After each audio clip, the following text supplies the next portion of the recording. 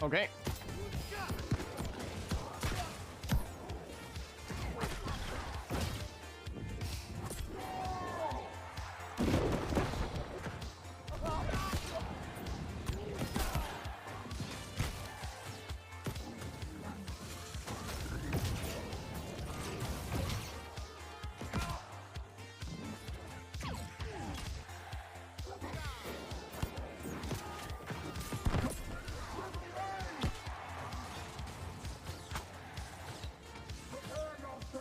All right.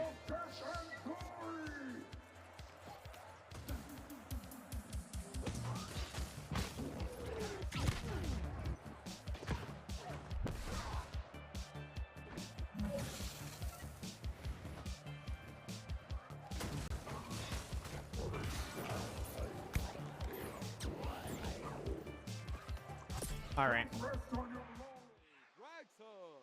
How's it going, boys? The Trickums here, and we're back at it again with another video guide.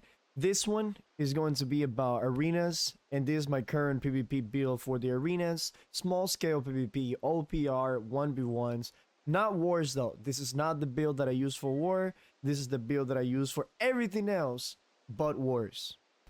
The first thing that I'm going to show you is going to be the skills.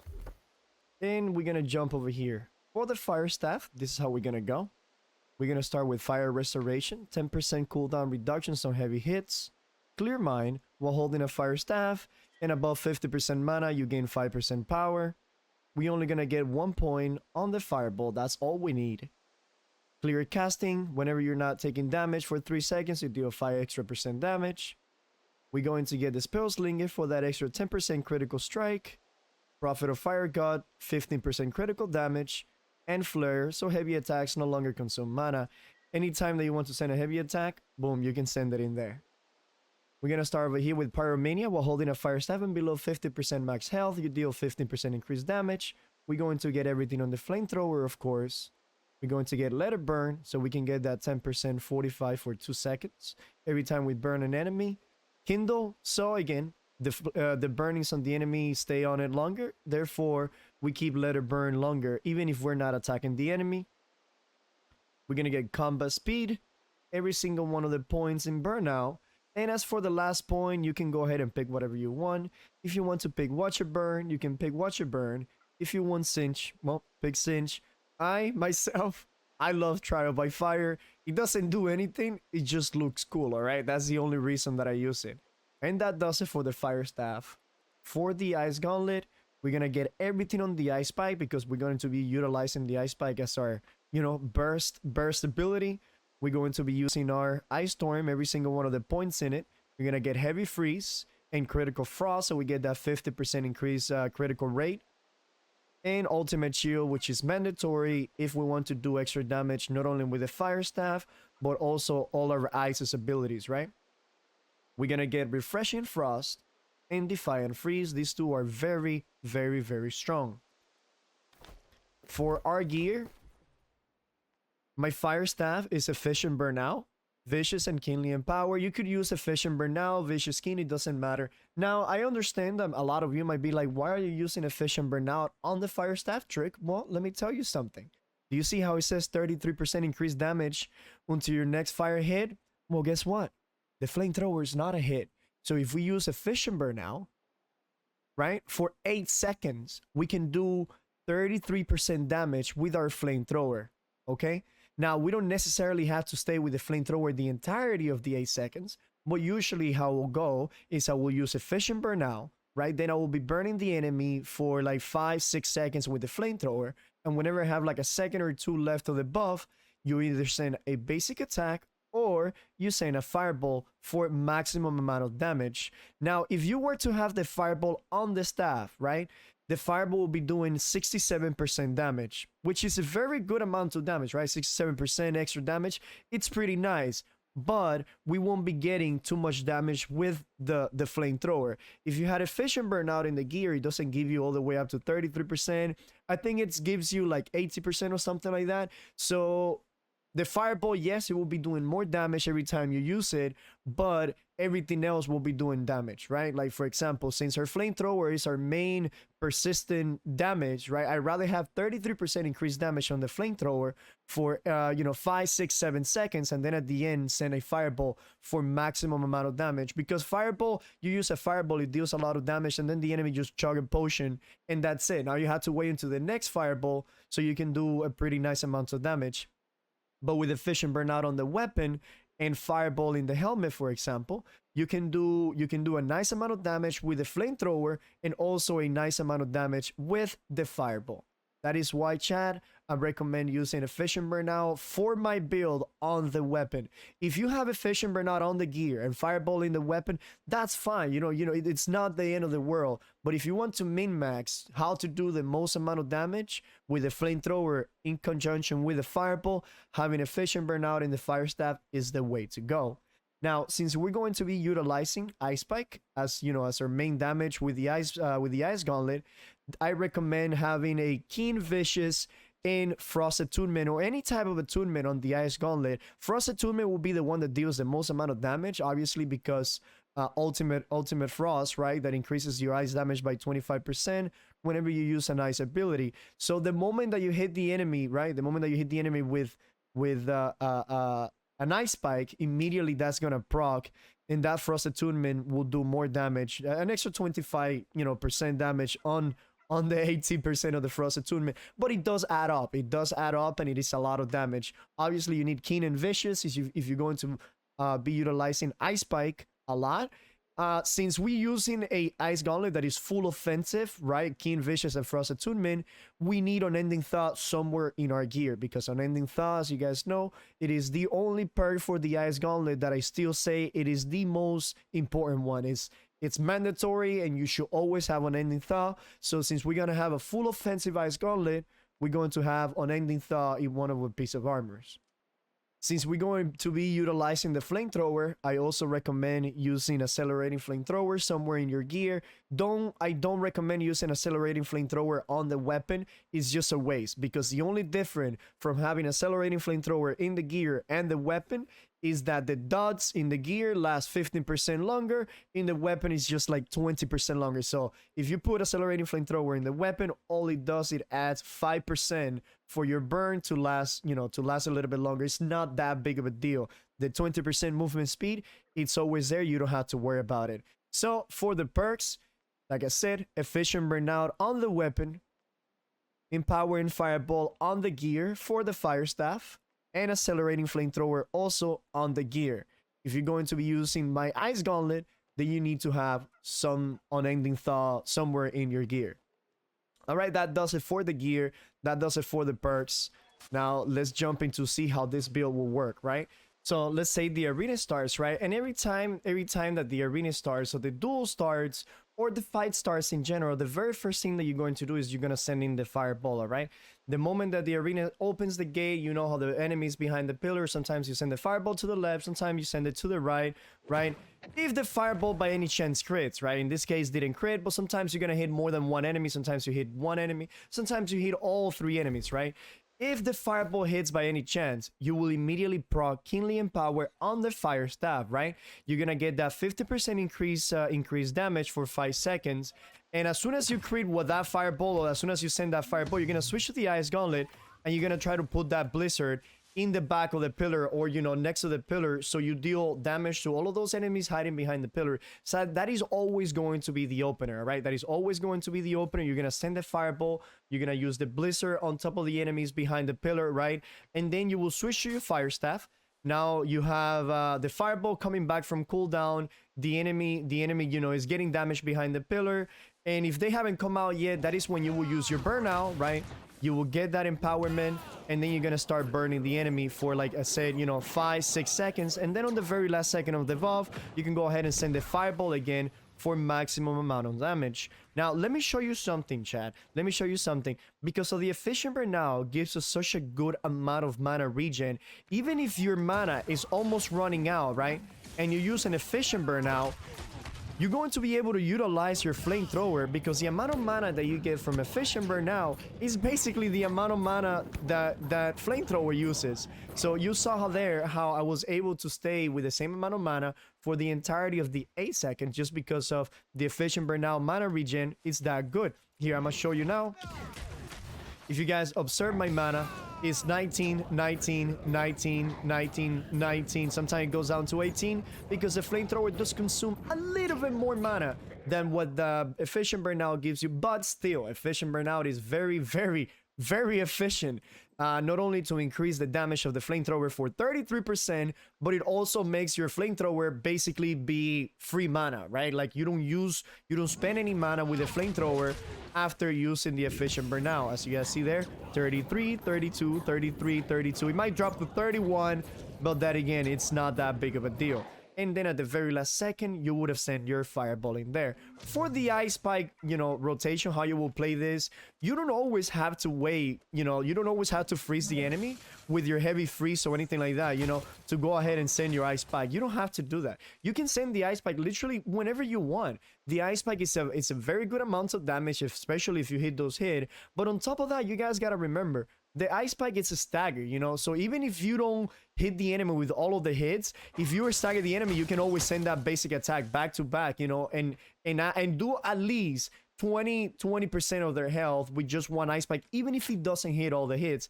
And ice spike has such a short cooldown that you really should not be holding ice spike at all. You should be using ice spike whenever you have a chance. You should be using ice spike whenever the enemy is, as long as that ice spike is is ready to go. Obviously, don't waste it.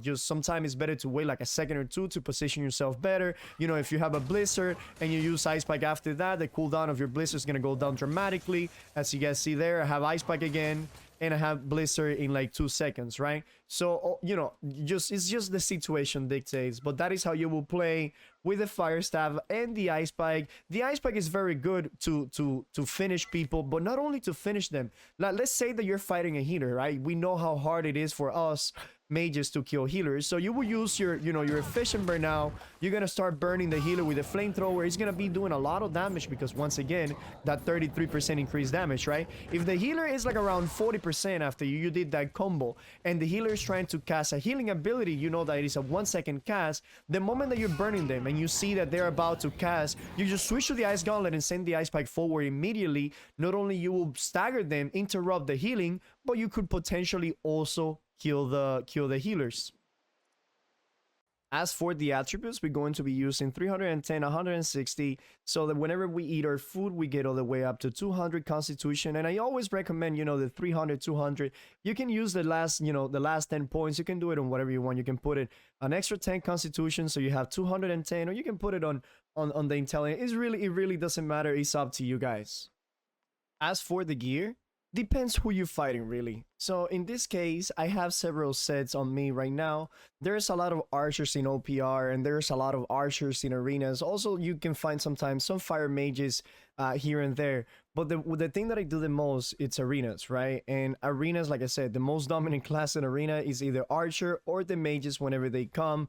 You have the great axe warhammers here and there, but it's not a big deal. So after realizing how expensive getting a set of shuriken, fortification, resilient, and like refreshing on like an ability perk not only is extremely rare for you to be able to find those type of sets, but it's also going to be extremely expensive. And on top of that, having shuriken fortification set, right? Having a full set of shuriken fortification, so it could be good against every situation. Yes, it's going to be somewhat good for every situation, but it's not going to be the best for a specific situation. For example, depending on the gems that you put on that shuriken fortification set is whoever you're going to be, doing the best against. And if you have a mix and match of gems so you can protect against almost everybody, yes, you will be somewhat strong against everybody, but like I said, you won't be strong, the strongest that you can possibly be against a specific class.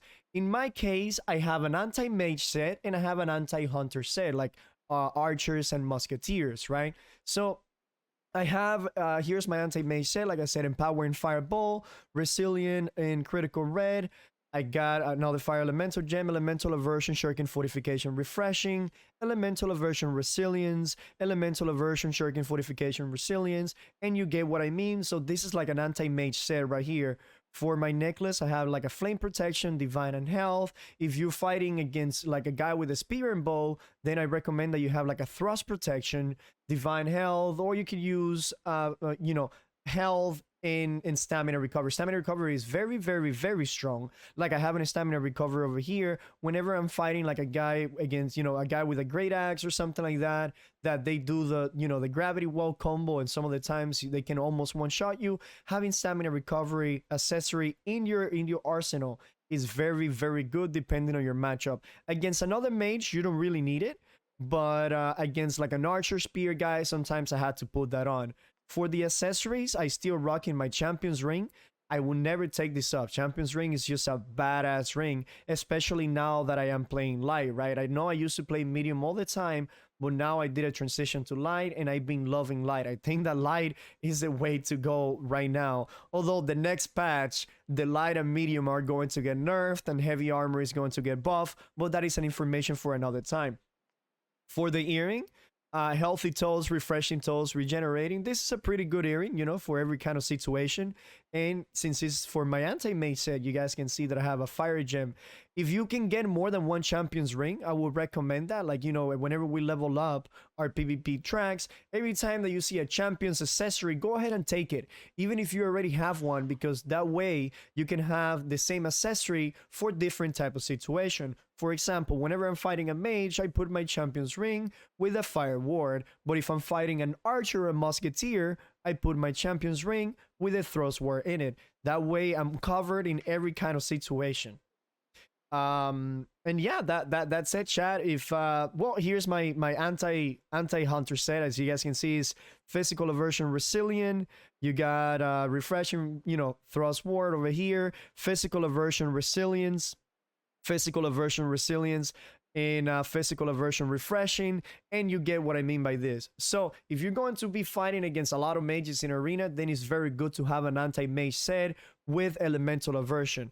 At the same time, it's good to have a strong set with physical aversion. That way you cover yourself from all of the hunters and all of the mages. Well, I wouldn't say all of the mages, but a good amount, because the majority of the mages are using, fire staff, flamethrower, and having this much fire resistance on yourself. Like, as you can see, I have 40% fire damage resistance. Even if I'm trading hits with another flamethrower user, I will always come on top every single time, just because I have 40% fire damage resistance from the gems alone. That is without counting elemental aversion that it adds on top of that. But that's another video for another day. I'm gonna go and make a video about my gear entirely, but that is exactly what I'm using right now against mages, hunters, and everybody in general. I'm still working on a anti-great axe warhammer greatsword build. I'm still missing like 1 or 2 pieces of that, but like I said, that is going to be a video for another time. And that does it. I show you the abilities that we need to use. I show you how the playstyle will be, the rotation with the fire staff and the ice gauntlet. And here I'm gonna show you some more clips and videos of how this build will perform. It's pretty simple, chat. The build hasn't changed too much since a couple of months ago. The only thing that changed recently is the perks. Having efficient burn now on the fire staff will greatly increase the amount of fire damage that we do with that flamethrower, because again, flamethrower is not considered a hit, so you can burn an enemy for like 6 seconds with an extra 33% damage on your flamethrower, and then at the end, boom, send in that fireball. That is gonna help you guys do an insane amount of damage to the healers. They don't even expect it, right? They don't even expect the amount of damage that you can pull off with a flamethrower, and then at the very last second, like I said, you can let out a fireball. If they're low enough, you can go ahead and send an ice spike forward and not only interrupt them, but you might be able to finish them off. Plus, on top of that, guys, remember that the ice spike is a stagger, so if you're doing a lot of damage to the healer and the healer all of a sudden stops to cast a healing ability, you can immediately, if you're burning the enemy, you can immediately switch to the ice gauntlet, send the ice spike, interrupt the healer, and potentially kill the healer, right? So that is it, chat. That is it. I'm gonna show you guys now a video, and I'll see you guys on the next one. The next video that I'm going to make is going to be specifically about wars. It's going to be the mage build full wars, and that one will probably be coming up in the next couple of days. Anyways, cheers and enjoy.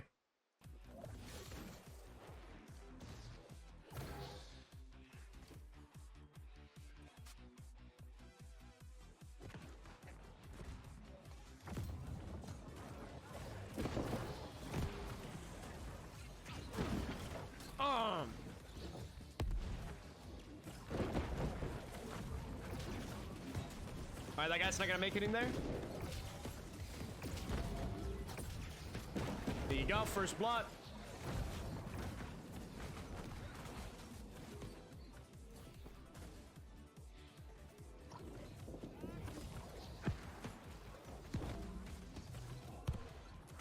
Alright.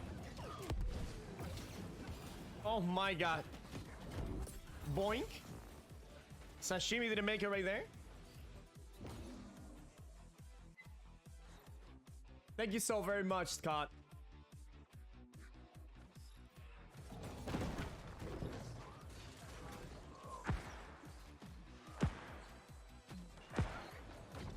Oh, that guy got knocked down. Nice.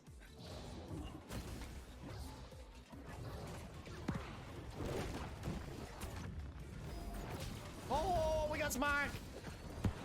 Oh, that guy's going nowhere. Let me put a shower over here so they don't come in.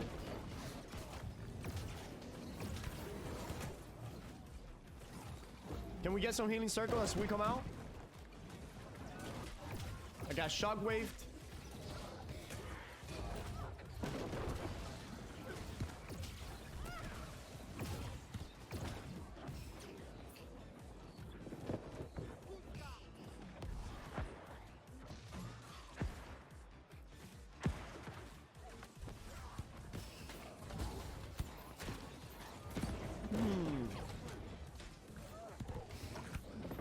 Here we go.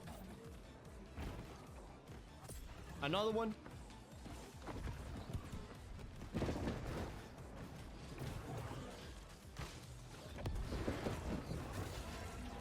Here's a healer. I got yelled at.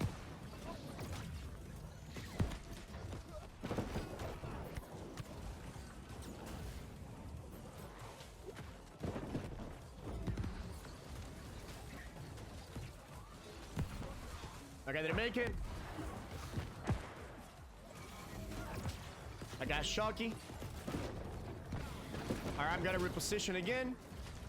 Let me see if I can get in the back lines. Plum damage, complete damage. Double kill right there.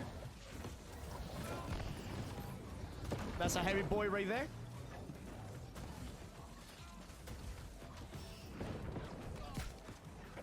I'm going inside of the gates. There you go, that was a triple kill right there.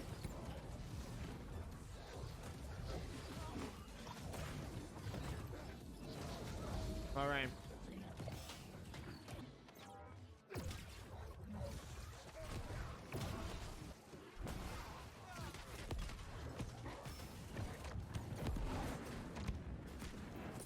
There you go.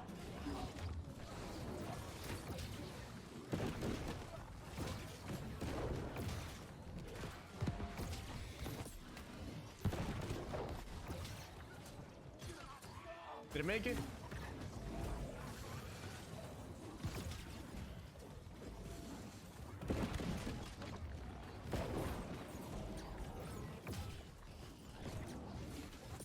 Another one.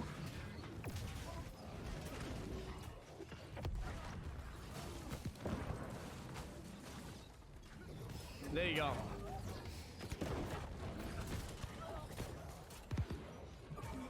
Do they know that they can shoot through the gate? Oh, double kill again.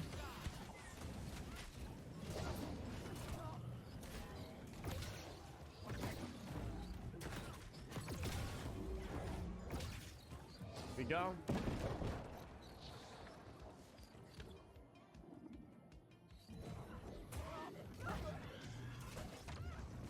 Here we go.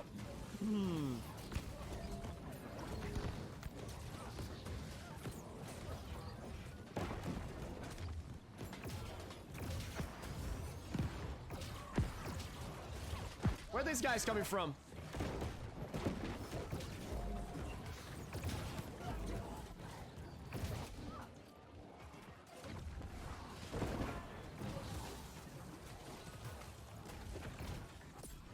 Okay, they're making...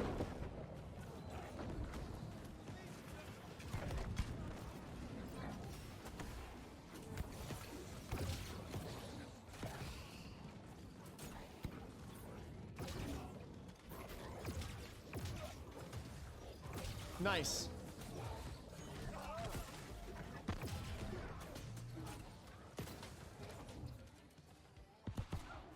How are you not triple capping them right now? We are farming kills. If there was an achievement to be like 20 and 0, that shit would be ideal. Like wrecking ball in WoW.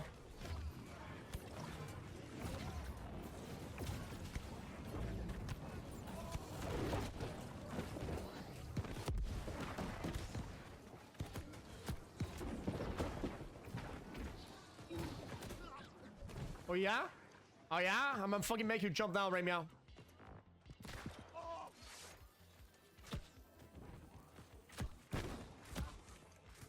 God damn it, dude! I couldn't get up. I fucking couldn't get up. All right. That's some bullshit right there. Man, he put oil. He put oil in those rocks. He put freaking soapy water. He put soapy water as I was trying to get up.